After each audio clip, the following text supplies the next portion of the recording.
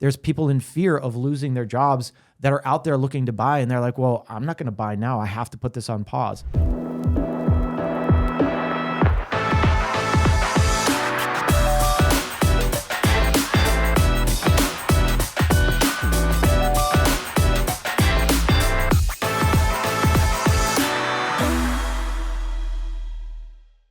How's it going, everyone? Welcome back to another episode of the Shawn and Matt Show. My name is Matt. That is Shawn, and welcome to our show, Shawn. In today's episode, we're going to go around the Washington, D.C., Northern Virginia area and talk about some headlines that are capturing my attention and hopefully other people's attention, because if I care about it, I hope other people care about it as well, and get some opinions on it. So, Shawn, first and foremost, Donald Trump stealing the first headline. Federal workers prepare for cuts, forced relocations in Trump's second term. So here's the deal. Donald Trump has basically announced that he wants to get rid of a lot of federal workers in the Washington, D.C. area, like upwards of, 100,000 workers. And part of the reason that the Northern Virginia real estate market is so strong is government workers, government contractors. In fact, the District, Maryland, and Virginia are home to about 373,000 federal employees, accounting for roughly 15% of the region's total workforce. Now, we can all get up in arms about how we feel about Trump this and Trump that. That's not the point of this. The point of this is what's going to happen to the real estate market in Northern Virginia if hundreds of thousands of people lose their job, are forced relocated, are otherwise moved out, because we've experienced, maybe not firsthand, but in this area, we've experienced furloughs before, and they were on pause. The real estate market was also on pause during that time because no one kind of knew. And I'm not quite sure if this is a Trump platitude of like, Hillary, let's put her in prison, and it never actually happens, and it's just placating to his base, or if this is one of those things where people are going to be surprised when he does it. And he's like, what do you mean surprised? I told you I was going to do it, the first day I get in the office. So, Shawn, what are your thoughts on, the idea or the possibility that there could be significant cuts to the federal government and how that may impact the Northern Virginia real estate market? I mean, when you actually think about this, it can be a bit scary. Now, what I would say is he does have Vivek Ramaswamy and Elon Musk on this. And what is Elon Musk known for? Buying Twitter and just totally cutting the workforce. So I'm almost convinced that this is actually going to happen. Like, it's not a front. I think that this was why he was elected, and they want to reduce the size of the government and reduce the wasteful spending, and that's what they're trying to do. So whether it's wasteful or not, if they cut 100,000 jobs, is that what you said, the number around? The number that's floating around is 100,000. 100,000 jobs, and you said there's 375,000 federal workers in the area. That's almost a quarter of the people that work in the federal government in the area. That could have a humongous effect on our local economy and our local real estate market. Now, what you have to remember is that these people live in 3 different jurisdictions, right? It's not just Arlington or Northern Virginia. It's not just Maryland or Bethesda, and it's not just DC, right? It's 3 different jurisdictions. And we have seen some exoduses of companies that were pretty large in the area. Do you remember when one of these Roslyn companies did that, and all of their workers were displaced and they were pushed out somewhere else? And I don't think it was 100,000. It was thousands, right? Do you remember? I'm trying to remember. I can't remember what company that was, but at that time, it wasn't 100,000. It was thousands. And our market gobbled it up pretty quickly. But I think this is different because what are we based on in this area is the federal government. The federal government is the number one thing that runs this area. And why do other companies come here? It's because of the location of the federal government. And so we have businesses opening up in Roslyn and Bethesda and all these other places because of the proximity to Washington, D.C.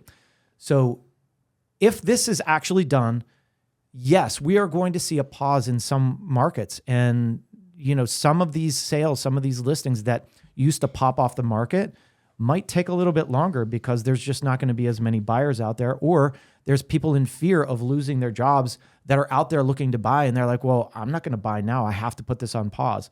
We've seen this happen before, and I think this could be a real big. It could be big. What do you think? I mean, what are your thoughts on it?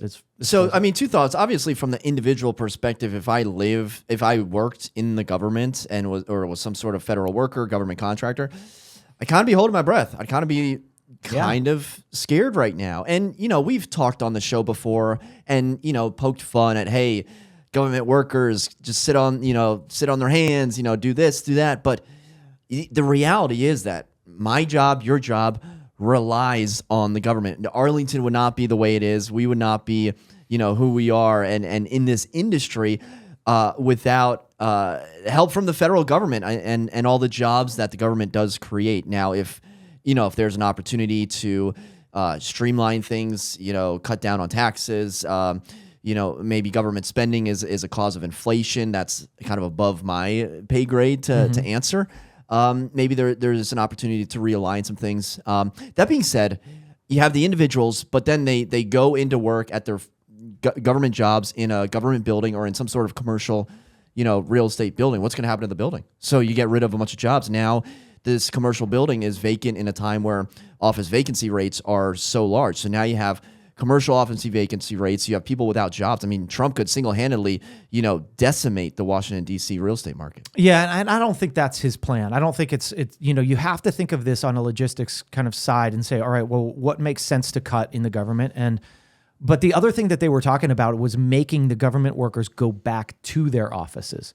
So I saw that, and it's not in that article, but I saw an article somewhere that was saying that, they're going to require the government employees to go back into the office, which can be a good thing because what did we see when the government workers weren't going to the offices?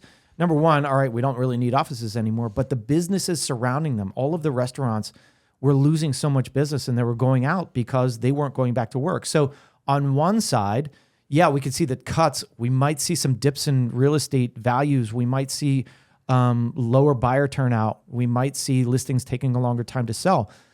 But on the other side, we could see a spur of economic activity in DC if these workers, if the ones that are made to go back, actually go back and, patronize the local businesses. So you asked me what I think. I don't think we'll see 100,000 people be relocated or lose their jobs. But I don't think it's a nothing burger either. Yeah. I think there's this opportunity where the new president, will do everything in his power. And I say everything in his power because I don't think, Congress, Senate, House of Representatives, the Republican Party is going to let him gut Washington, D.C. Right. Like, I don't think that's going to happen. But I do think for some unfortunate federal workers that their jobs may become obsolete. Yeah, and the other thing you have to think about is these cuts aren't going to come. It's not going to be 100,000 next month, right? It's going to be over time, I would think.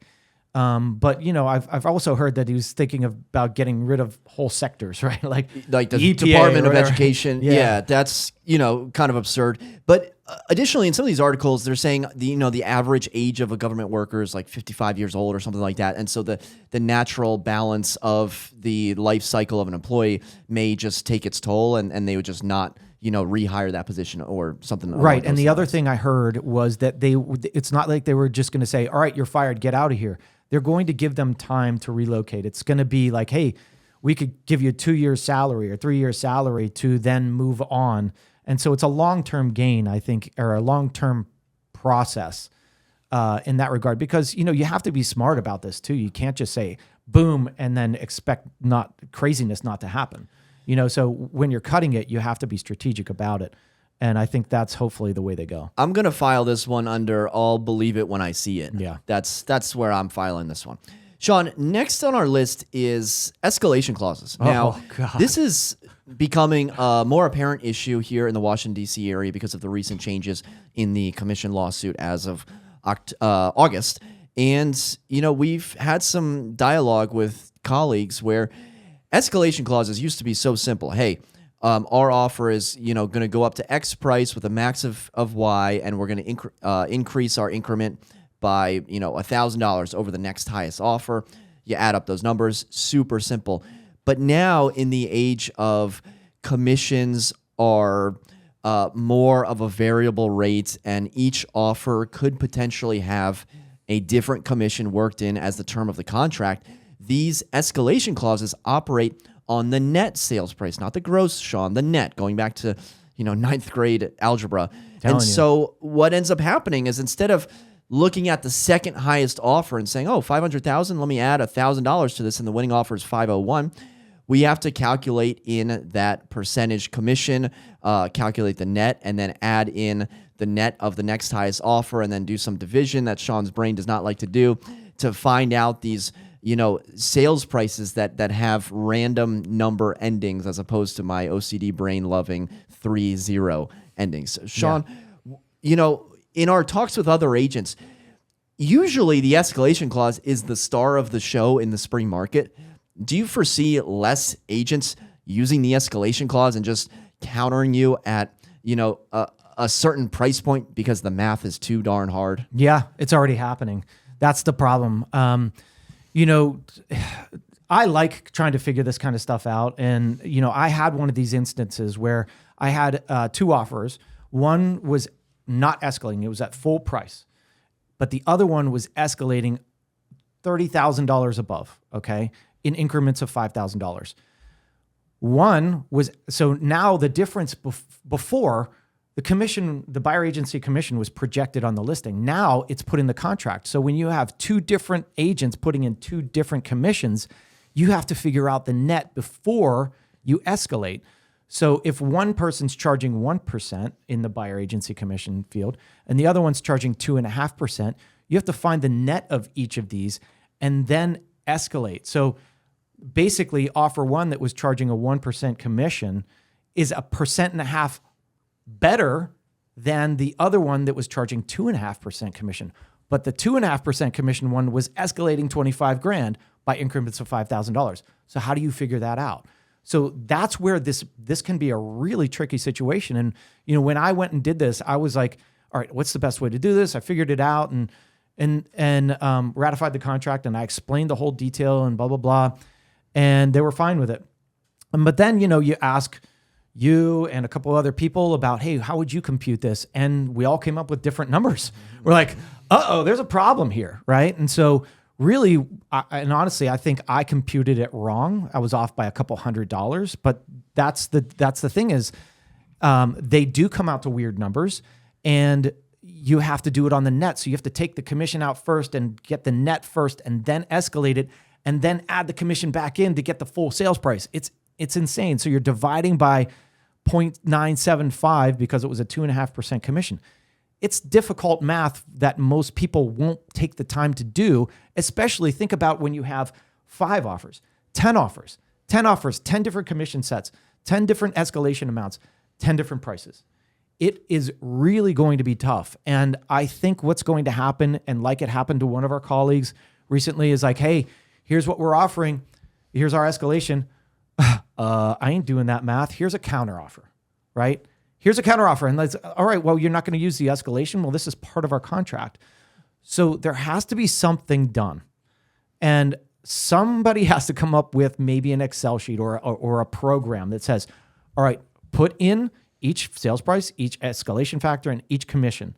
And what is the end game? What is the end number? Who wins?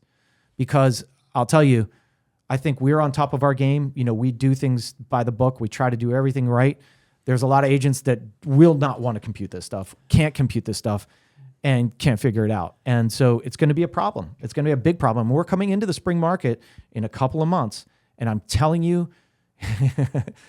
yeah. I know there's people out there watching and listening that are saying, this is the easiest math ever. I could do this in my head right now. All you do is divide by 975 and then add this and then times by this. That's fine. And applause to you. But unfortunately, there's 2 agents in the transaction. And when one agent has no idea what they're doing, I mean, there are agents that used to submit offers using a fax machine that are still in business. And, more power to them, right? But then to ask them to try to compute this with an Excel spreadsheet and charts and equations is unfortunately a lot to ask. So when you mentioned escalation clauses with 10 offers in the spring market, I've got to imagine someone's going to look at all those 10 offers, the listing agent's going to look at those 10 offers and find the highest one and say, well, let's just pick this even number and we'll counter them, and we're not going to worry if we're off by like $100 or $200. We're just going to say, hey, if you want it, this is where it's going to be at, and we're not going to worry about all this little ninth grade algebra. Yeah, and the other thing that they're going to do is they're going to look at all of the offers and they're going to say, all right, well, this one escalates to this, and this one's only charging this commission. So let's go back at both, right? Let's go back at this number and then reduce the commission and see what happens. Well, in essence, what that's doing is you're increasing the sales price by X, but you're also making the buyer come up with the difference of the commission rate. So it's like it's a money grab at that point. And so we don't have evidence when you counter somebody, we don't have the evidence. So when there's an escalation clause, you have to show proof of the other offer.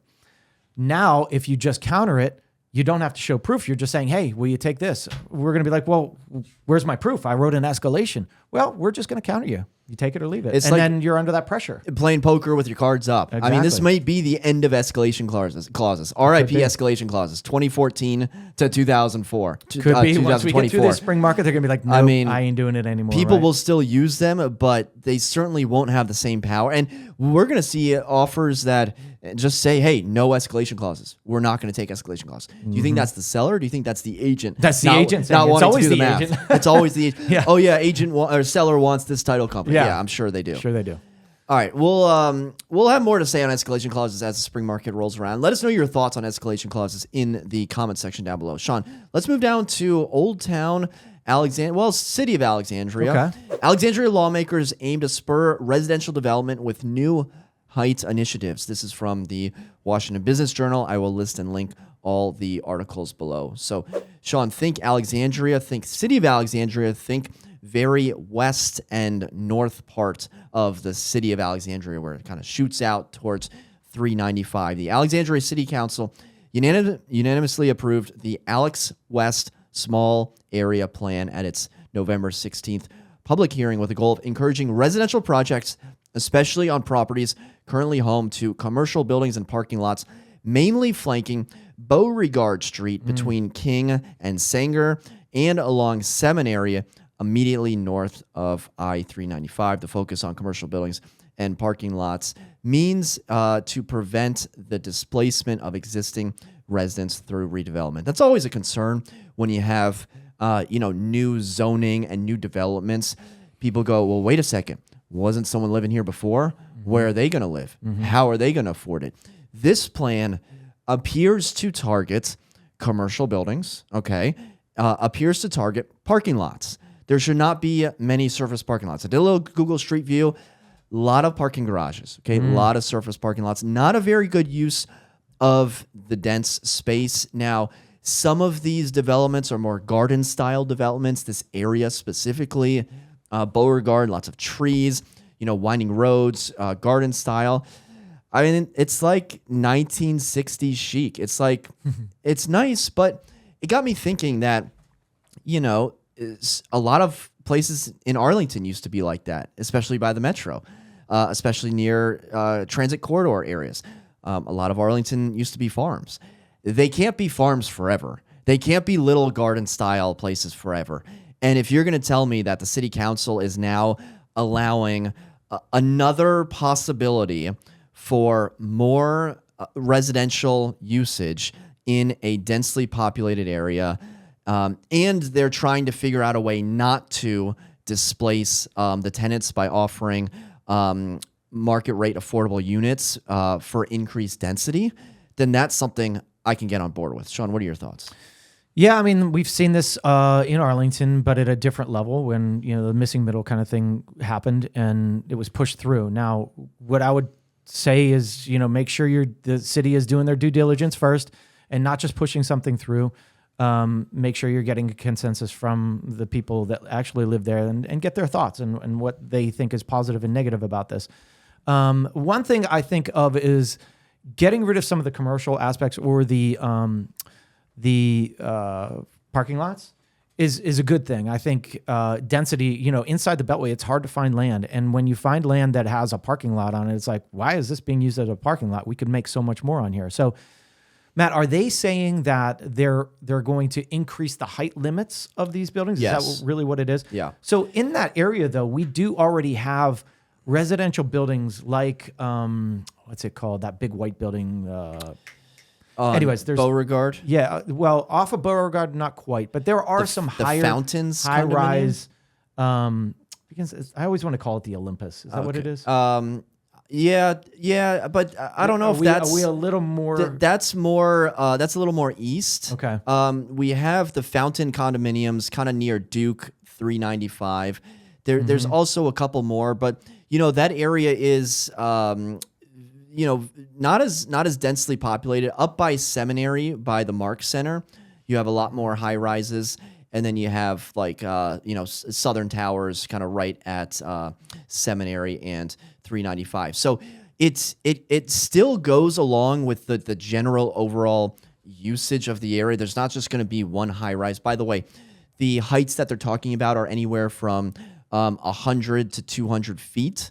Okay. So think 8 stories up to about 20 stories, but they'll probably end up anywhere from like 10 to 14. I'm just throwing that out there. Yeah, and honestly, that's already there. That's the thing is I already feel like there's a lot of buildings like Mark Center, and there are definitely some condos and residential spots over there, apartments that are in that size range. So I don't see why adding to that would hurt. And I think that's a good spot to do it, to try it there first. It's got easy access to 395, right into the Pentagon, right into DC. And it goes to show like what is the best use for Beauregard. What type of housing is best on Beauregard or on Seminary. It's not single family housing. It's not garden style. I mean, these are significant arterial. What's artery? Artery streets. Significant artery streets in Alexandria. There should be a lot of people living in this area, and so I'm fully on board. I think there's some people concerned about the displacement of current residents, which they should be. And in the article, it states that there's going to be 1,000 new committed affordable units over the lifespan of the development project for some of these proposed developments. Yeah, and that's the one thing that you've always, and they've done their due diligence on that to make sure that they do have the affordable units for the people that are already there. And, you got to think this area is just getting more and more expensive, and it's harder to find the properties. It's competitive to find the properties. So more residential is a good thing. I don't know, I'd have to see kind of where all of these, what's being displaced to really give a final verdict on it. But I think I'm more for it than against it. But that's easy for me to say because I don't live right there, I'm cautious about turning, the entire Northern Virginia area into those like deserted Chinese cities that you see with just a million skyscrapers. Yeah. Like, we don't want that, right? And that's but I think there's a middle ground here because, walking distance to Clyde's at the Mark Center, you have the single family houses, you have the townhouse, you have the garden styles. So I think there's a way to incorporate more of the high rise type of housing without completely decimating the garden style places. Yeah. And I think the studies have got to be there. And, you have to be careful because just like China, it's crazy that you bring that up because they're just like blowing them up at this point. They built too many. And so, maybe this goes back to our first story of the government trying to pull back, like Trump trying to pull back government agencies. Maybe this isn't the right time to do it. Maybe we should hold off for a second to see what actually happens over the next couple of years before we go forward and start building mass projects that might not be filled. So make sure you do the studies, and I'm sure they're doing the studies, but once we have that change of government, we don't know what's going to happen. All right, Shawn, let's move on to our next article. This news just broke late last night. Arlington County Board votes to appeal a judge's decision to limit multifamily housing. Shawn, missing middle. Okay, so wow. Arlington County Board voted to allow a missing middle zoning plan, which would essentially expand multifamily housing into designated single-family areas. And then the judge, Judge David Schell, came back in September and said that you could no longer build missing middle, and then everyone wondered what Arlington County was going to do. And to no surprise, they are going to appeal it, and they're going to go through the appeals process. This is all just getting started, but I would say this is like the in vogue term is like on my bingo card. Have you heard this term? No, it's like, I didn't have XYZ on my bingo card, and you like name something like random that has happened, recently. Shawn and I both had this on our bingo card. In fact, we both had it as like the middle square as the most obvious outcome that Arlington County would be appealing this. So, Shawn, any initial reaction on the most obvious decision that Arlington County decided to do? Yeah, we thought they were going to appeal it, and it makes sense that they're going to try to appeal it because they pushed this thing through. They already had projects going. There's a lot of liability when you push these projects through. You give approval for missing middle projects in Arlington, and then all of a sudden you have to pause those, and there's real money that builders are losing because you as a county approve this. And so naturally you want to appeal it to make yourself still look good, but also because that's what the board wanted. Now, did the public want that? I don't know. It seems to me that most people didn't, or they're for it, but first you have to do the due diligence before you make the decision. And I think that's the problem here is you can appeal it, but you have to show us the actual, how it's going to affect certain sectors of what we've talked about before, like the schools, the water runoff, the sewage systems, the electrical, all of that stuff has to be shown to the public so that we can make an educated decision on what we want to do. And, that's, I think, the problem. You can appeal, but you still haven't done what was necessary to get a public backing for it.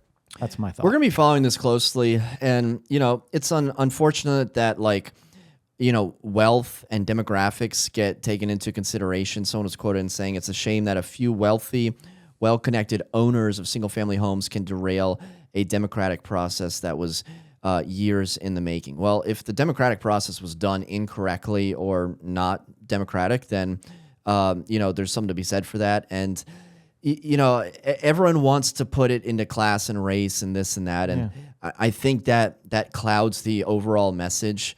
That, hey, maybe, $1.4 million townhouses aren't affordable to all.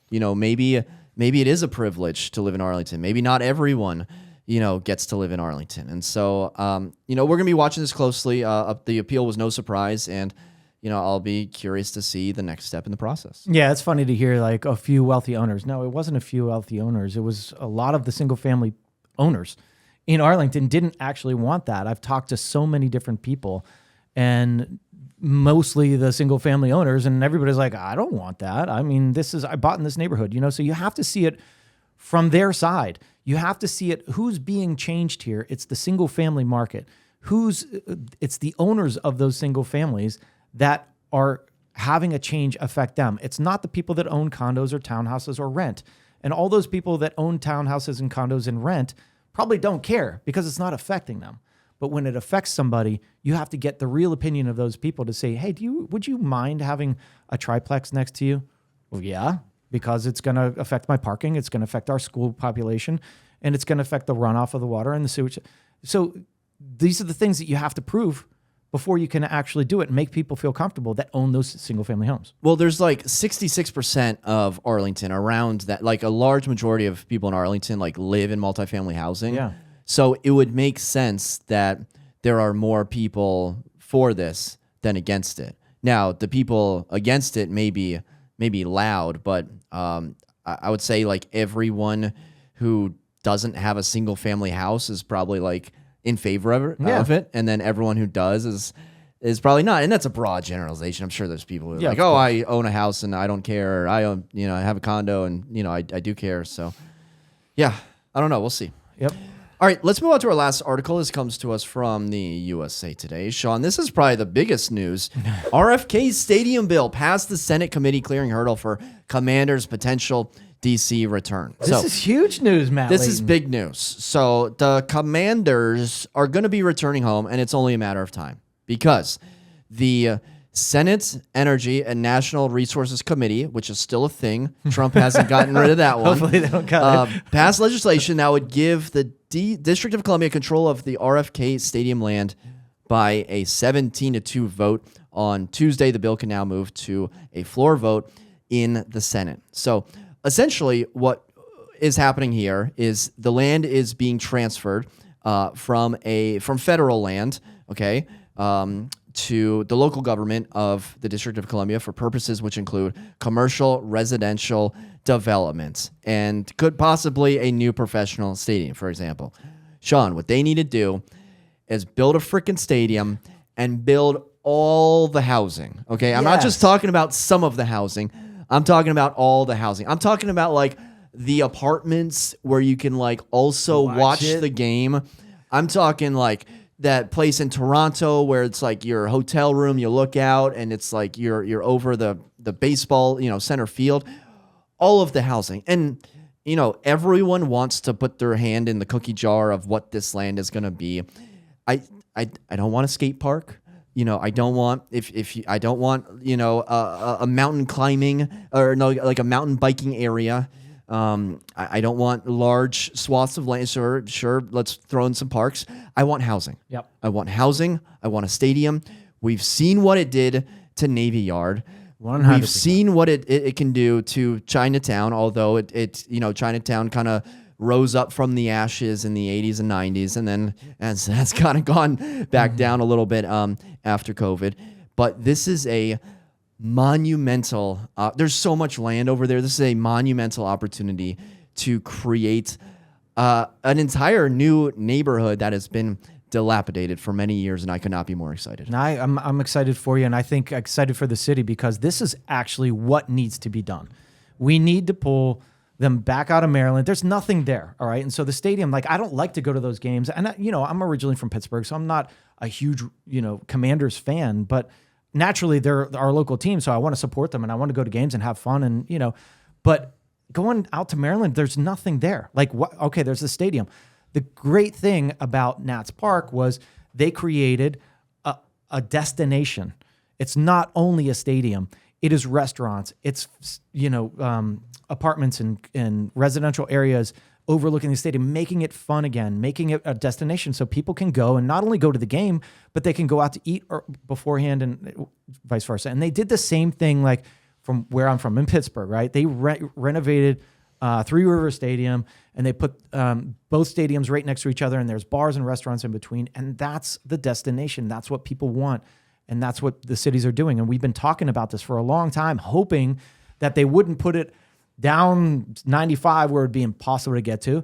You have to put it back in the city, and I think this is a huge move. It's the right move, and I can't wait to see the effects of the real estate market around it. It's going to be huge. I hope that someone pays for it. That's not the taxpayers. I know that's people are going to laugh at me for saying that. I hope there's some sort of agreement where the taxpayers aren't on the entire hook for it. There's a few more hurdles that they need to get through. Senator Steve Daines, Republican from Montana, had previously halted the legislation from progressing to a full committee vote in May because the organization no longer uses the logo that was associated with its former nickname, So I guess he didn't like that they were no longer the Redskins. So he was offended. I thought it was always the Democrats that were offended. So this Republican was offended That's that so they dang politicians, Matt. Using Just shut up. the old name. That's so crazy. What a fascinating reason to not allow this to progress. Isn't it amazing? How much of a snowflake do you have to be? This guy must have to he's like a male Karen. Yeah. He's like, oh, you're using a new name? Then I'm not going to allow a stadium in D.C. That's ridiculous. Isn't it crazy that the politicians, the things that they come up with, the lies that they tell, the things that they can turn around to make sure, this is why it's all crap, Let's get the stadium here. It's going to be great. What was surprising to me is I didn't know it was federally owned land. That's amazing to me. I mean, the federal government owns tons of land that we don't know about, and I did not know that they owned the land that RFK sits on. That's crazy. Yep. So now the pull is to pull it to the local government. DC will own that land now? Correct. Let's get it done. Let's move forward. All right, well, that will just about do it for another episode of the Shawn and Matt Show. If you like the discussion, be sure to hit the thumbs up button, comment down below, and for Shawn and myself, thank you so much for watching. Until next time, we'll see you then. Take care.